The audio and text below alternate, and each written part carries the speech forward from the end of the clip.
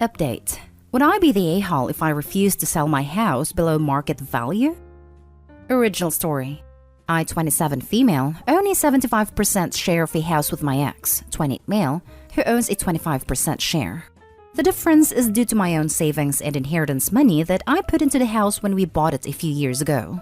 Now we are splitting up, mostly because he and I want different things, and he is unwilling to compromise to meet my needs. The house is great, and in the city we grew up in. He loves the place and would like to stay as it has emotional value to him, but due to his lower income, he isn't able to buy me out at market value. He asks I sell him my share below value, which would cost me around $40,000, so he can stay. His reasons are because I don't love the city and the house, and will be able to get something equivalent. I have ambitions to move abroad, so it's more pragmatic to buy him out because I actually want the house. I also have more savings and a much higher income, so indeed it will be easy to get a similar place on my own, while that is impossible for him. While indeed it wouldn't impact me that much to lose the money, I just don't think it's fair as he's been having much lower living costs due to our lower mortgage, due to the money I put in, and I agreed to give him a share in the first place when I was planning to buy it alone. So he profits due to the increased market value if I buy him out. He thinks I'm an a-hole for not agreeing immediately to his plan, and all our friends and family are on his side and calling me a cold heartless witch for kicking him out after breaking up with him. So would I be the a-hole to not agree to this plan? Now for the top comments before reading the update. Not the a-hole. If your friends and relatives want him to have that $40,000, then they can all get together and give it to him. Not the a-hole. Absolutely do not agree to his demand. It is not your responsibility to take a $40,000 loss just because, what, that's what's most convenient for him? You've already put so much more into this house than he has. If there's a way to go forward with minimal or no contact with him, for example having a lawyer handle all future communications, that would be best. Do not interact with any of the friends or family he directed to attack you. Block them if possible. Them calling you a witch is crossing the line. Reframe. Am I the a-hole for not giving my ex $40,000? You are not the a-hole. Not the a-hole. Opie's question about valuing $40,000 over a 9-year relationship really goes to show how much others have pushed that idea in her head. The one and only reason that her ex has any ownership stake in the house is because Opie was generous enough to allow him to buy a share when she wanted to purchase it alone to begin with. She was already taken advantage of once by her ex right here. The ex cannot afford that house. Plain and simple. He couldn't afford it when it was first purchased, and he cannot afford it now. The house should be sold to a third party at market value. An ex can take her own share and buy a more appropriate home for herself. If everyone else thinks he still deserves the house, they can give him, or lend him, the money to buy it at a reasonable rate from Opie. Not a a-hole. You don't typically give your ex a $40,000 parting gift when you break up. Breaking up is a gift itself in some situations. And now for the update. Thank you for everyone who commented at the time. Gotten a few requests for updates, so here goes. As per a comment, I told him I already gave him 9 years of my life, and I don't owe him anymore. Strangely, he was calm and asked for 3 months to find a way to come up with the money. In the end, he bought my share. I'm sure I could have gotten much more at the open market, and our original agreement in hindsight was in his favor, but I don't care for his happiness and decided to let it go. Like the house, most of the furniture was also mine, and he cried and pleaded for me to leave it behind, as he was broke and deeply in debt with not only banks but also friends and family. And like an idiot I agreed, taking pity. I only took a few items, which I stored there while I found a new place. When I came to pick it up this weekend, lo and behold, he has gotten top-end replacements for the items I did take. Broke, huh? My butt. All in all, he was just taking advantage of me, and has zero dignity begging his ex for money, furniture, and it's clear to me he was always taking and never giving back. It was a very expensive lesson. I probably was a wuss paying him off, putting my own financial stability at risk, as that's what happened, for someone who would have never done that for me even when we were together. Not the most exciting update, but I do get a fresh start in a place that is only mine. You did something out of kindness and empathy. He took advantage. Don't beat yourself up for being a good person. Be glad you are away from this taker. Good luck in moving abroad. Yeah, maybe mistakes were made, but nothing earth-shattering. Cut your losses and move on knowing that you're better off now that he's entirely out of your life. It's how I think about charity or helping people on the street. Others tell me I'm being naive, and they'll just spend it on drugs, or it's a con or whatever. Maybe, possibly, probably, but that's on them. I'm doing a nice thing, trying to be helpful, trusting and caring for people. That's how I want to live. If they are cheating on me, that's how they live. If you are untrusting and suspicious of everyone, yeah, you might be $5 richer, but that's how you're living. I'm happy. You're free now, that's all that matters. Focus on that. Yep, Opie's free and can have fresh new furniture that matches the new house and isn't tainted by a stanky ex. Way to go, Opie. Enjoy the freedom, new digs, and new things. Oh, he is still broke. Probably bought everything on credit. Don't let appearances fool you. And if he did end up borrowing from friends and family in order to buy Opie out, won't they be thrilled when he stiffs them? Next story is titled, Would I be the a-hole if I told a friend that her experience was not traumatic and that she is spoiled? I have a friend, 27, that had an agreement with her parents that they would let her live for free in a second home that they own, provided that she was in school and working towards a degree. But she dropped out of school 5 years ago and has made no plans to return, while living for free in this home. Her parents decided to sell the house last year. It was a typical home sale, and she had about 3 months to pack, move, and find a new place. She never packed or found a new place, and as a result, ended up moving in, for free, to her childhood bedroom in her parents' primary home. Her father and I frantically packed everything days before the closing, and she hadn't done anything herself. Now she retells the story that the home was sold out from under her, and that she wasn't given the opportunity to buy it. No way she would qualify for a mortgage based on lack of credit and income, and that she became homeless after the sale and that the situation was traumatic for her. She keeps acting like a nahal and blaming everything on her trauma. I'm so sick of listening to her retell the events this way so many times. So would I be the a-hole if I point out that many people would have been very grateful for years of free living, that she was never homeless, and that she's acting spoiled? Not the a-hole. 1. She was never homeless. 2. She could move back to her parents' house. Not everyone can. 3. She's been living for free for a few years. That's already a big benefit. Yeah, to her, it may seem bad because she was used to the comfort, but it's not traumatic at all objectively. She's still living for free. Basically, her free home got smaller. Now she only has a free room, and likely free meals, etc., with shared use of all the main areas instead of an entire free house to herself. She didn't even have to pack. Enablers Opie and Dad came and did it for her. I'm not entirely sure Opie and the dad should be called enablers. The purchase agreement between the seller and buyer may have contained a clause that the home is vacant prior to closing. This is so the new owner doesn't inherit the tenant and have to deal with evicting her and all that which goes with it. Also, there could be financial issues for the seller/dad. Sale falls through, reimbursing buyer expenses, inspections, etc. Maybe storage fees for the buyer's belongings and hotel rooms for buyer until they can move in possibly. It would be easier for the dad and Opie to pack the daughter's stuff. Not the a-hole, but why are you still friends with someone like that? She would benefit from being cut off from you and her parents ASAP.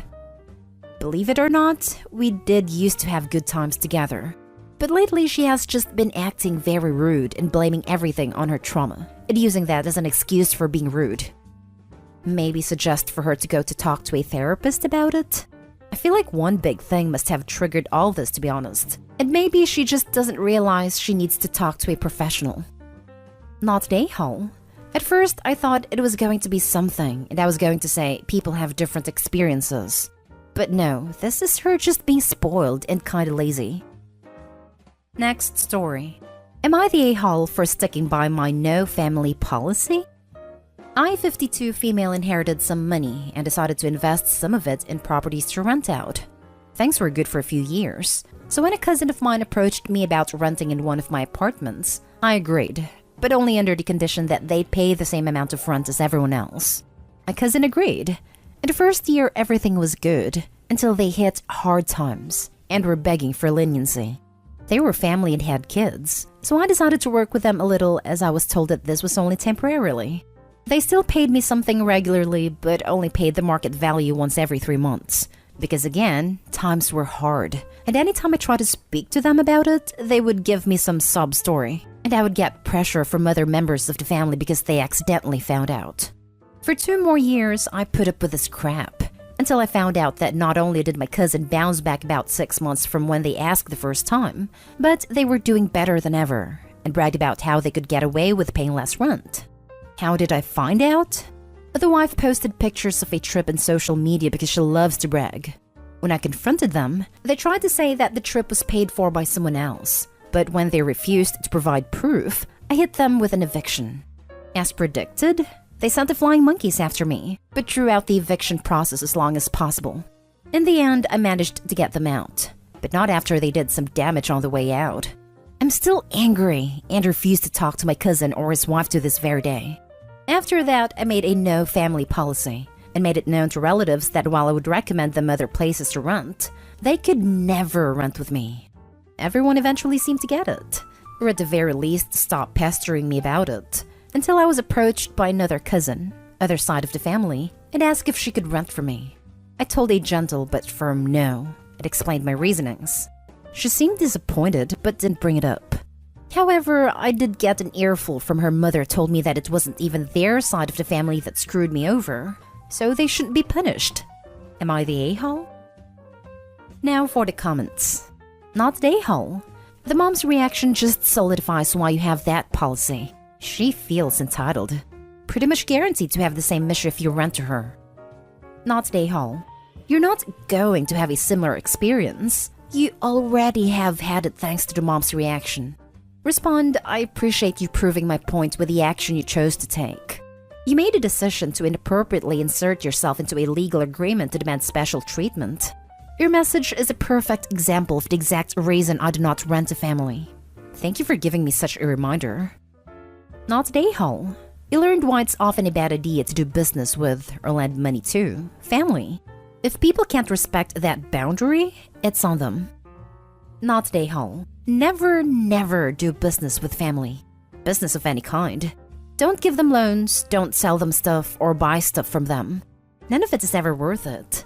If you want to just give a family member money as a gift, fine. But as soon as it becomes about a loan or a business of any kind, it'll just cause problems.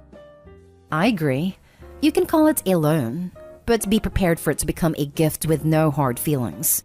If you aren't good with that outcome, you should always say no. Not the a-hole. The rental process between me and a potential tenant is just that, between me and the potential tenant. The fact that you are involving yourself in something that is frankly none of your business is exactly why I have this no family policy in place. I'm sorry your daughter was disappointed, but you are exhibiting exactly the behavior that contributed to this policy in the first place. Last story is titled, Am I the a-hole for not helping my sister who currently could be homeless? My sister and I didn't have the best relationship growing up. She spread lies and rumors about me, and she did cause two of my breakups and was always my parents' favorite kid. My parents eventually disowned me, and I quickly cut them from my life and paved my own path. I would say I'm pretty successful. I do own multiple properties throughout the US, including one next to my old home where she still lives. The house is currently vacant for personal reasons, but I do go there often enough to prevent squatting. My sister recently called me up, presumably finding my number from the internet, asking if I could help her. She went on this whole spiel about how her boyfriend was abusive and so forth. I mean, it is probably true, but karma. I just simply replied, "Oh, that sucks," and hung up. I do not need her in my life anymore. She called me again a week ago, and I simply asked if she had any friends that she could go with. And she said that she lost most of her friends, and the person who she is currently living with has to move. She knows I own property, and she asked if she could use it. She says that since I already pay property tax, that her living there would do nothing. I mean, I could probably afford it, but out of literally any person in the world, I would not let her there. I would literally rather it burn down. So I just said no, and if she did come to the property, that I would call the cops. I do live about an hour away in the city, not across the country.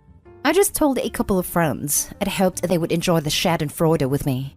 Not all of them, but a couple told me that I was unnecessarily being a jerk, and that I should have some empathy for her since our parents passed away and she was close to them. Not today, Hall. Why are the stable siblings/children always supposed to rescue the messed up siblings/parents? As someone who has a sibling like that living with me right now, I wonder this all the damn time. Give your messed up sibling a move-out timeline and enforce it. I finally have, thankfully. There's a light at the end of the tunnel. The tunnel would have been further away, but he refuses to go to therapy and deal with his mental illnesses, and he has opportunities to work again. So I'm less willing to have my life ruined. I didn't want him homeless during the worst of the pandemic and the rest of our family died, so I was patient for a while, but I'm not going to deal with someone being emotionally abusive when they refuse to help. No a-holes here. She wasn't really an a-hole for asking. You were fine for saying no.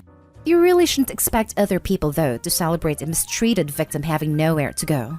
And it sounds a lot like your parents played favorites and had a golden child/scapegoat dynamic. Which means that you were likely both mistreated children, and her early bad behaviors towards you are manifestations from the parental mistreatment. It doesn't mean you need to forgive her or be nice to her, but it does mean you shouldn't expect other people to feel good about her being hurt further. Yes, being the scapegoat hurts worse, but being the golden child is also a form of child mistreatment generally. Yep, this. I agree the OP was likely hurt more growing up and would never expect someone to take in a sibling, or anyone, with this dynamic in history. If I were friends with the OP, I would 100% support their decision to not help their sibling out. They're just not the person for this, and they absolutely owe her nothing. But I would also think it would be a jerk move to expect me, as a friend, to feel great that a mistreated woman had nowhere to go, especially when the dynamic the OP describes with her parents. Not day-haul with a caveat. Not wanting your sister in your life for reasons is perfectly acceptable. Gloating to your mates over it doesn't seem like the classiest of moves, however. Were they aware of the status of your relationship with your sister, or was this news to them? In any case, you can keep her out of your life without necessarily being smug or triumphant about it.